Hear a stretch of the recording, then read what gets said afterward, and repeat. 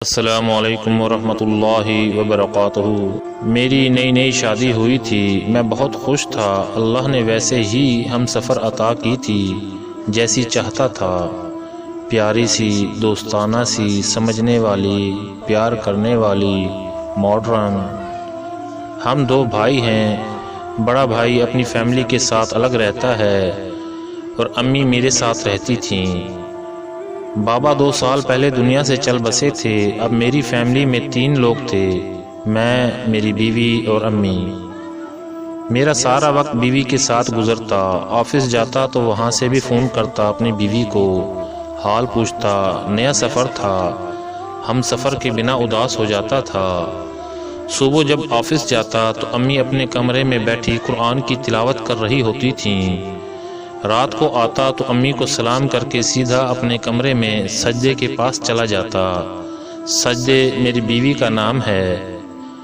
میرے صبح شام ایسے ہی گزرنے لگے۔ امی سے ملنا، امی کے پاس بیٹھنے کا وقت ہی کہاں ملا کرتا تھا۔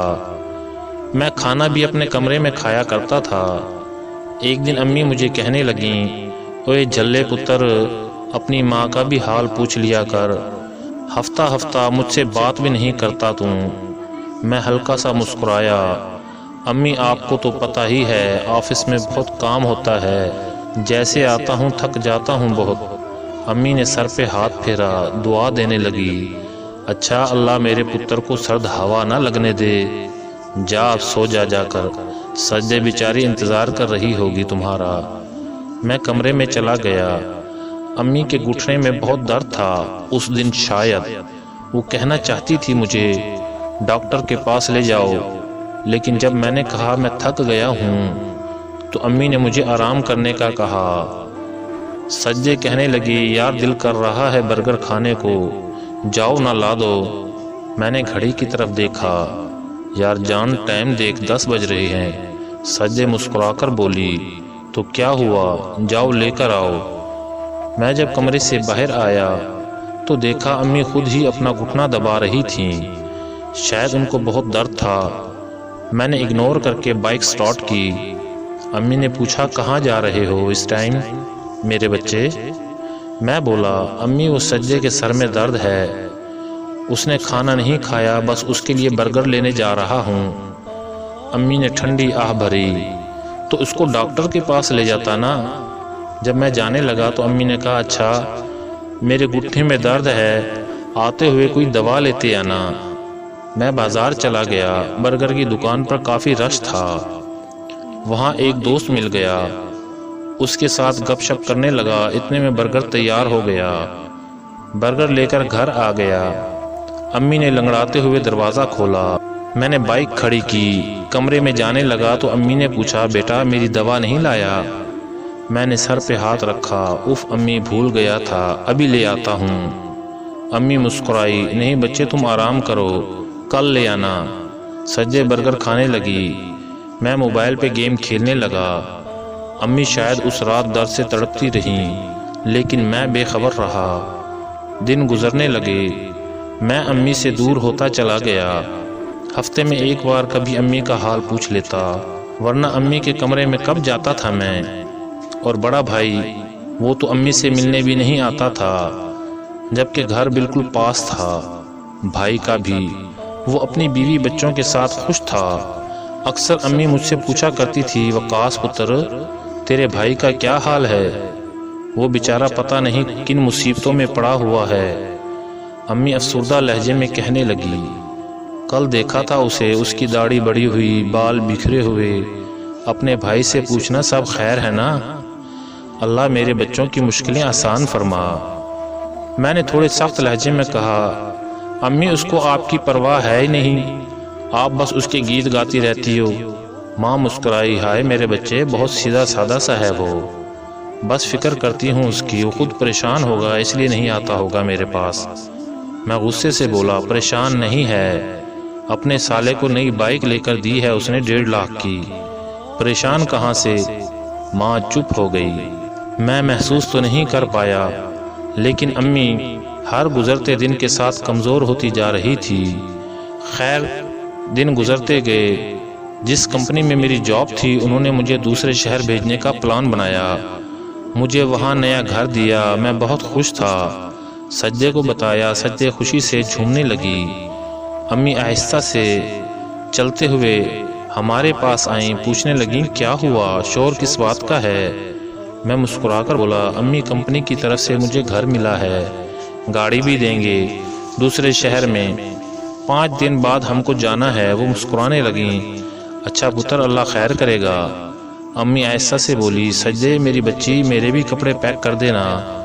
میں امی کی طرف دیکھ کر بولا امی آپ نہیں جا رہی ساتھ، ابھی صرف میں اور سجدے جا رہے ہیں، بعد میں آپ کو بلا لیں گے، آپ تب تک بھائی کے پاس رہیں۔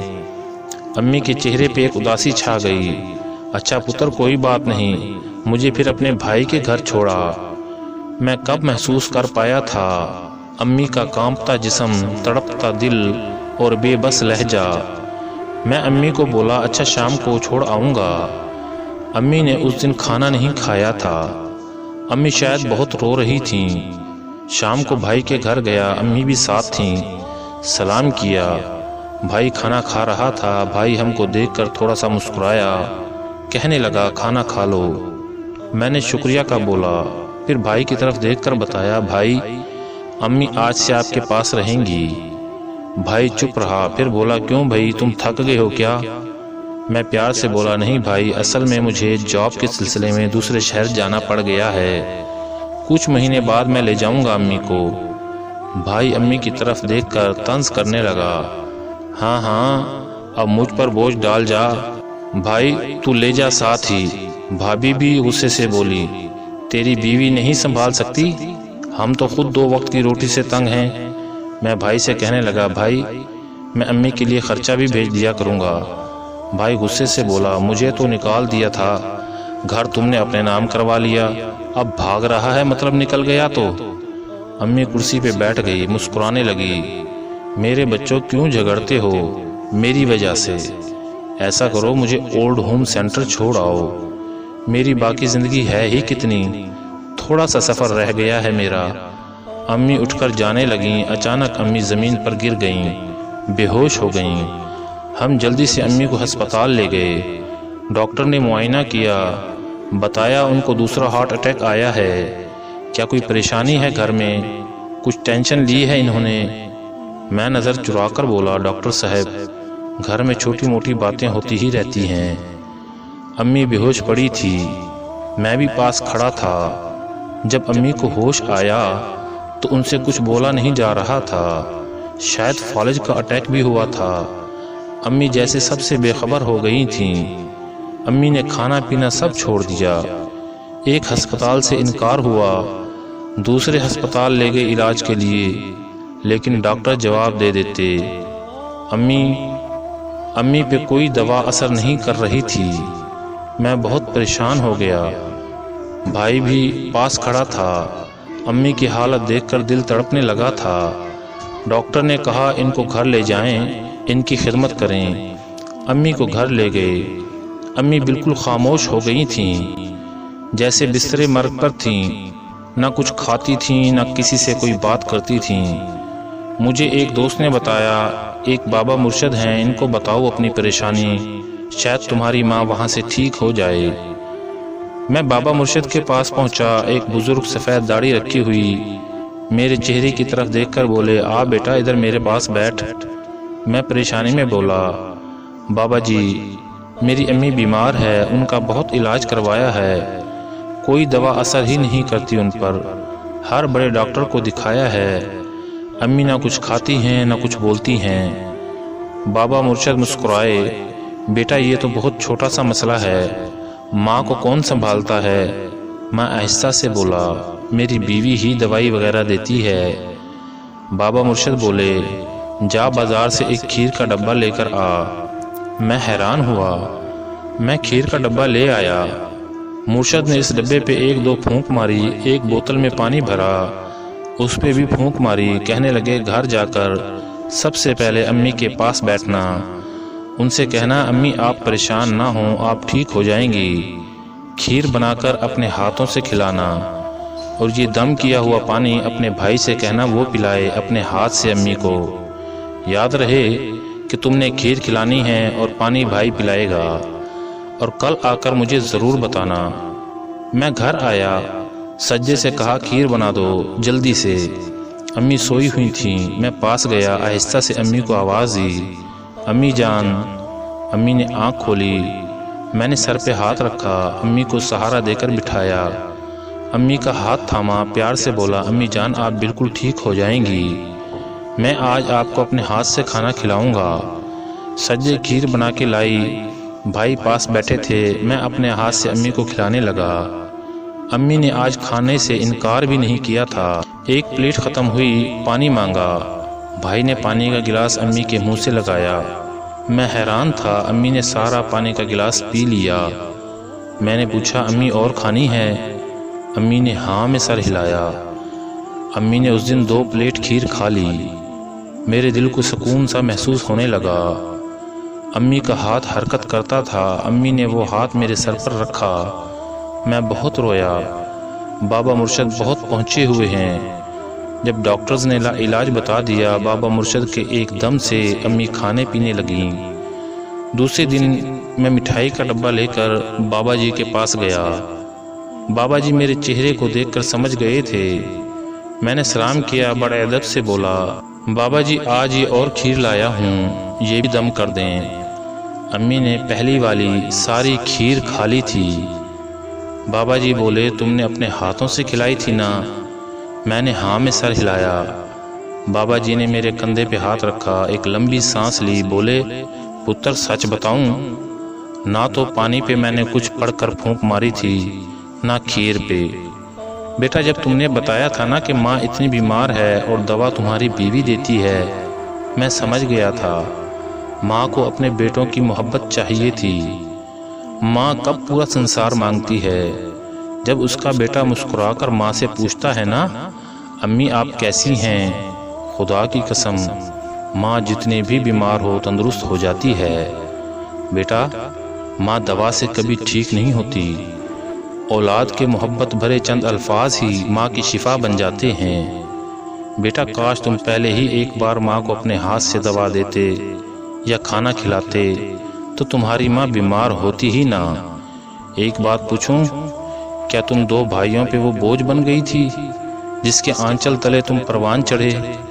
میری آنکھوں سے آنسو بہنے لگے۔ بابا مرشد میں بھٹک گیا تھا، امی جان کا درد محسوس ہی نہیں کر پایا۔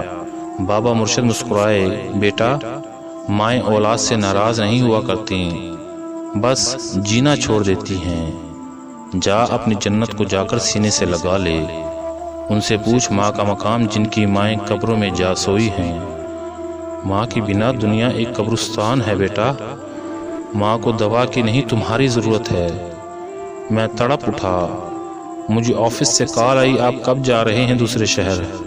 میں نے انکار کر دیا، مجھے اب امی کے ساتھ رہنا تھا۔ میں اور بھائی امی کے ساتھ رہنے لگے۔ 2 سال گزر گئے تھے، امی اب بالکل ٹھیک ہیں، ہم بہت خوش ہیں، نیا گھر بھی بنا لیا۔ اپنے ماں باپ کی قدر کریں، وہ کب اولاد سے پورا جہاں مانگتے ہیں، وہ تو بس محبت و احساس کے طلبگار ہوتے ہیں۔ اگر کوئی اپنے ماں باپ سے ناراض ہے تو خدا را جائیں اور راضی کر لیں ان کو۔ خدا کی قسم ماں کو سینے سے لگا کر تو دیکھیں، آپ کی دنیا بدل جائے گی، ہر دکھ خوشیوں میں بدل جائے گا۔ خدا کرے کسی کے دل میں اتر جائے یہ ماں کی محبت۔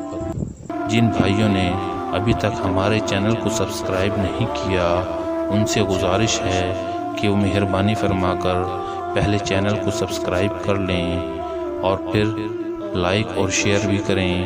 والسلام ورحمۃ اللہ وبرکاتہ۔